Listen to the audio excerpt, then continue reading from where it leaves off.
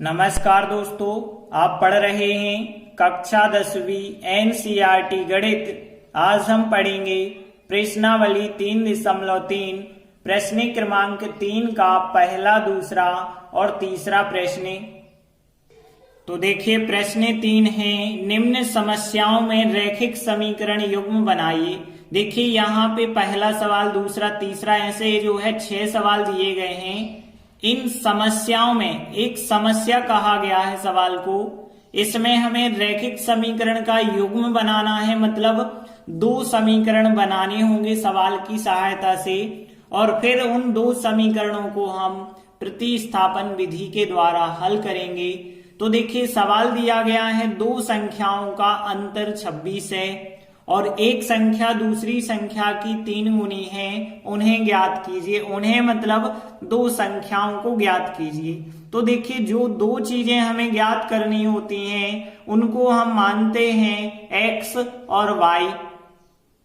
तो देखिए हम मान के चले वे 2 संख्याएं x और y हैं। अब फिर हम प्रश्न पढ़ेंगे। तो हमने लिखा तब प्रश्नानुसार 2 संख्याओं का अंतर 26 है। तो हमने लिखा 2 संख्याओं का अंतर बराबर 26। एक संख्या x, एक संख्या y, तो इन दोनों का अंतर कहलाएगा x माइनस वाई।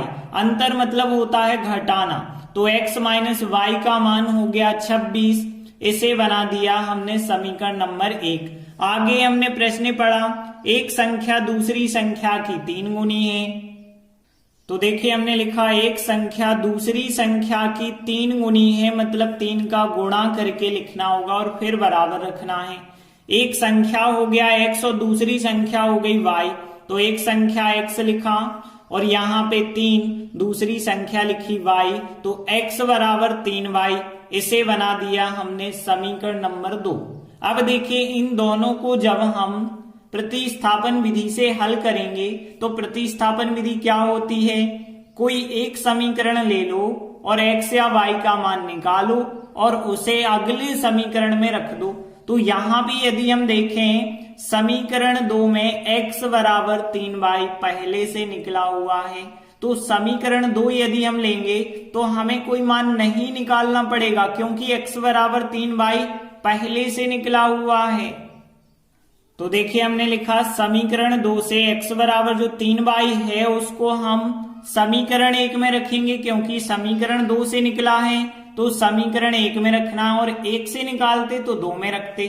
रखने पर या प्रतिस्थापित करने पर एक ही बात है। तो देखिए x बराबर 3y यहां भी जाके रखना है, x की जगह पे 3y हमने रखा, फिर माइनस y बराबर लिखा 26 का 26, और 3y में से एक y घटाएंगे तो 2y आएगा, 2y बराबर 26 आएगा, और फिर y बराबर 26 2 गुणा में थे, गुणा वाली संख्या बटे में आ जाएगी। तो y का मान 13 दूनी 26, y का मान कितना आ जाएगा 13 आ जाएगा, और y का 13 आ गया है। तो एवं x का निकालेंगे तो x बराबर कितना था 3y था। तो x बराबर हमने लिखा 3y और यहाँ 3 और y की जगह y का मान 13 रख दिया, तो यहाँ 13 3 कितना हो जाएगा 39 हो जाएगा। तो यहाँ पे हम कह सकते हैं x बराबर कितना आ गया, फिर 39 आ गया। तो हमने 2 संख्याएं जो x और y मानी थी वो 39 और 13 हो जाएंगी। तो देखिए हमने लिखा अतः वे 2 संख्याएं x बराबर 39 और y बराबर 13 हैं। इस प्रकार से पहला सवाल कंप्लीट हुआ।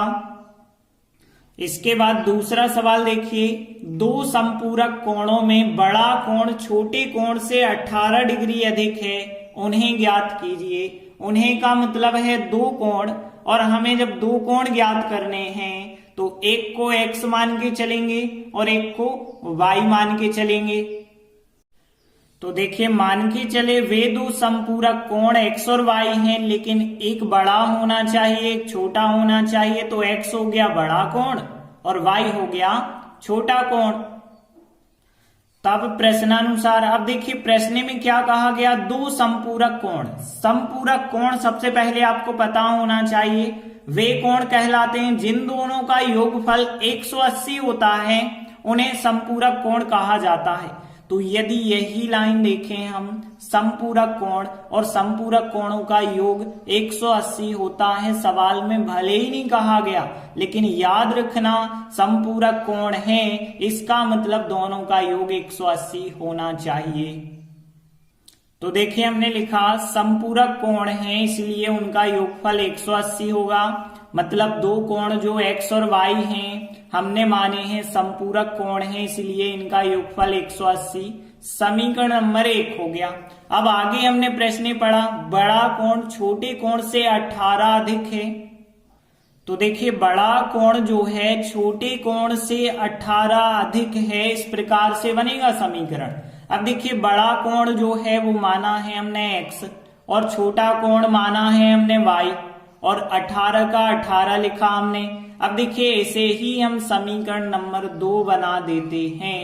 अब देखिए हम डिग्री का चिन्ह नहीं लगा रहे हैं, क्योंकि डिग्री कहा गया है वो डिग्री में मान लिया जाएगा बस।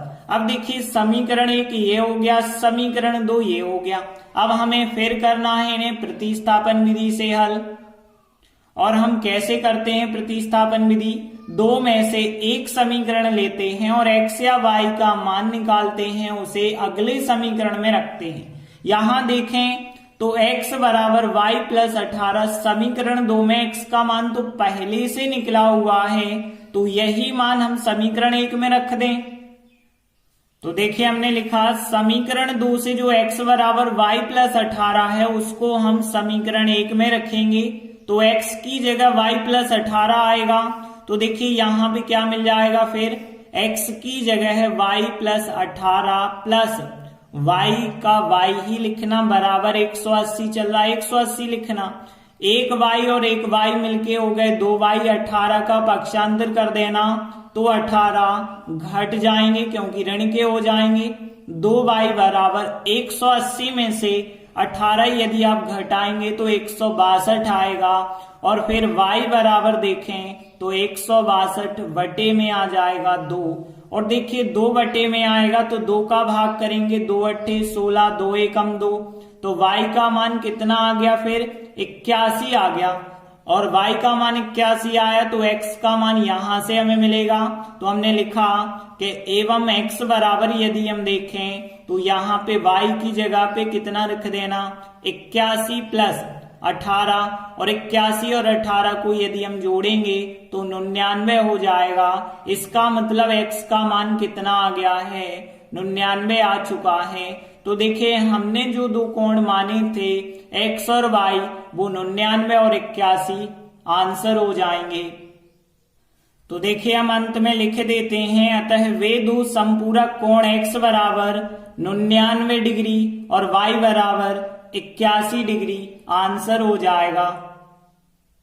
इसके बाद अगला तीसरा प्रश्न है, एक क्रिकेट टीम के कोच ने 7 बल्ले तथा 6 गेंदें 3800 रुपए में खरीदी और बाद में 3 बल्ले और 5 गेंदें 1750 में खरीदी। प्रत्येक बल्ले और प्रत्येक गेंद का मूल्य ज्ञात करना है। देखिए हमने आपको हमेशा बताया है दो चीजें ज्ञात करनी है यदि आपको, तो वो x और y मान लेते हैं। जैसे हमें पहले कहा गया है बल्ले का मूल्य ज्ञात कीजिए, बाद में कहा गया है गेंद का मूल्य, तो बल्ले का मूल्य मान के चलेंगे x रुपए है और एक गेंद का मूल्य y रुपए है। तो देखिए हमने मान लिया एक बल्ले का मूल्य x रुपए, एक गेंद का मूल्य y रुपए। एक की जगह प्रत्येक भी आप लिख दें तो भी सही है। अब हम प्रश्न पढ़ेंगे, तो हमने लिखा तब प्रश्नानुसार देखिए क्या कहा गया है, 7 बल्ले और 6 गेंदों का मूल्य 3800 रुपए है। तो हमने यही लिखा 7 बल्ले तथा 6 गेंदों का मूल्य 3800 रुपए बताया गया। देखिए एक बल्ले का मूल्य जब 1x है तो 7 बल्लों का मूल्य हो जाएगा 7x। तथा का मतलब होता है और यानी प्लस। अब 6 गेंदों का मूल्य जब एक गेंद का मूल्य 1y है तो 6 गेंदों का मूल्य 6y होगा बराबर 3800 लिखा। ये हो गया समीकरण नंबर 1। आगे प्रश्न पढ़ा कि 3 बल्ले तथा 5 गेंदें कितने में खरीदी, 1750 में। तो देखिए हमने लिखा और 3 बल्ले तथा 5 गेंदों का मूल्य 1750 है। अब देखिए जब 7 बल्लों का मूल्य 7x है तो फिर 3 बल्लों का मूल्य हो जाएगा 3x तथा मतलब प्लस हो जाएगा। जब 6 गेंदों का मूल्य 6y है तो 5 गेंदों का मूल्य 5y हो जाएगा। बराबर में कितना है 1750 है। ये हो गया समीकरण नंबर 2। अब देखिए आपके पास 2 समीकरण आ गए और इनको हमें करना है प्रतिस्थापन विधि से। तो हम क्या करते हैं, 2 में से कोई एक समीकरण लेते हैं और x या y का मान ज्ञात करते हैं। तो देखिए इन 2 समीकरणों में से हम दूसरा समीकरण लें तो हमें ज्यादा आसानी होगी, क्योंकि दूसरे समीकरण के गुणांक 3, 5 हैं, लेकिन पहले समीकरण के गुणांक 7 और 6 हैं, जी ज्यादा हैं और ये कम हैं। तो दूसरा समीकरण लें और x का मान निकालें, क्योंकि x का गुणांक कम है तो कम संख्या बटे में होगी, तो गुणा करने में फिर आसानी होगी। तो देखिए हम समीकरण 2 ले रहे हैं, यहां से x का मान आप निकालेंगे तो 3x बराबर 1750 माइनस के हो जाएंगे 5y, और फिर x बराबर कितना होगा 1750 माइनस 5y, और ये 3 जो गुणा में है वो बटे में आ जाएंगे, तो ये आएगा x का मान। तो देखिए इस x के मान को अब हम समीकरण 1 में प्रतिस्थापित करेंगे, मतलब रखेंगे। 1 में क्यों रखेंगे, क्योंकि हमने 2 से निकाला तो 1 में रखना, 1 से निकाला होता तो 2 में रखते। अब देखिए जब आप रखेंगे x का मान है तो x की जगह रखना होगा, तो 7 तो आपको वैसे ही लिखना, x की जगह ये मान रखना। तो इस प्रकार से हमने 7 लिखा और x की जगह ये मान रखा। प्लस का है 6y तो 6y हमने लिखे, और बराबर में है 3800 तो 3800 लिखे। इसके बाद ध्यान देना कि 3 और 7 आपस में नहीं कट रहे हैं, तो इस 3 को हटाने के लिए हमें 3 का गुणा हर एक स्टेप से करना पड़ेगा। तो देखिए 3 तो यहाँ पहले से बटे में है, यहाँ के 3 कट जाएंगे, लेकिन 3 का गुणा यहाँ होगा, यहाँ भी होगा। तो देखिए इस प्रकार से होगा, 3 से 3 तो ये कट जाएंगे, लेकिन यहाँ 3 का गुणा हो गया और यहाँ भी 3 का गुणा हो गया। तो देखिए यहाँ पे 3 से 3 कट गए, लेकिन 7 का गुणा तो हमें इससे करना ही पड़ेगा। तो 7 का गुणा 1750 से, 7 का गुणा 5y से, तो यहाँ पे इतना आएगा। देखिए 3 का गुणा जब 6 के साथ हमें करना है, 6y के साथ, तो यहाँ 6 3 18y आएगा। 3 का गुणा जब हम 3800 के साथ करेंगे तो क्या आएगा, यहाँ पे आ जाएगा 11400 आएगा। इस प्रकार से आएगा। अब देखिए हमें क्या करना, y एक तरफ, अंक एक तरफ कर लेना है। तो देखिए यहाँ माइनस के 35y प्लस के 18y ही रहेंगे, बराबर 11400। ये संख्या उस तरफ जाएगी, 12250 हो जाएगी माइनस की। इसके बाद देखिए माइनस के 35y प्लस के 18y, मतलब माइनस के ज्यादा हैं, 17y बचे होंगे। 11400 प्लस के माइनस के 12250, माइनस के ज्यादा हैं और कितने ज्यादा हैं, 850 ज्यादा हैं। माइनस माइनस दोनों साइड के काट देना। 17y बराबर 850, 17 आ जाएंगे बटे में, तो फिर y बराबर 850 बटे हो जाएगा 17। अब 17 से यदि आप भाग करेंगे तो यहाँ 17 एकम 17, 17 पौने 85 होता है, 5 बार और 0 का 0, तो y बराबर आ गया 50। तो y का उत्तर कितना हो गया 50। अब y का उत्तर आ गया, तो x का मान यहां से हमें मिलेगा, तो हम लिखेंगे कि एवं x का मान क्या होगा। तो देखिए एवं x बराबर, यहाँ पे जो भी संख्या है 1750 माइनस 5 और फिर है यहाँ पे y की जगह पे हमें रखना है 50, और बटे में फिर कितना लेना है, 3 लेना है। और आगे जब आप सॉल्व करेंगे तो 1750 माइनस 5 का गुणा 50 से 250 होगा, और बटे कितना है 3। और देखिए 1750 में से 250 को आप घटाएंगे तो 1500 आएगा, और बटे करना है 3, और 3 का भाग जब आप करेंगे तो फिर कितना आ जाएगा, 3 5 15, मतलब 500 आ जाएगा। तो फिर x बराबर कितना आ गया, फिर 500 आ गया। तो देखिए x बराबर 500 और y बराबर 50 हमारा उत्तर होगा। अब हमने माना था एक बल्ले का मूल्य x तो वो 500 रुपए होगा और गेंद का मूल्य y माना था वो 50 रुपए होगा। तो देखिए हमने लिखा आता है एक बल्ले का मूल्य x बराबर 500 रुपए तथा एक गेंद का मूल्य y बराबर 50 रुपए हमारा आंसर हो जाएगा। इस प्रकार से हमारे तीनों सवाल कंप्लीट हुए। आगे के वीडियो में हम आगे के 3 सवाल करेंगे। तब तक के लिए धन्यवाद।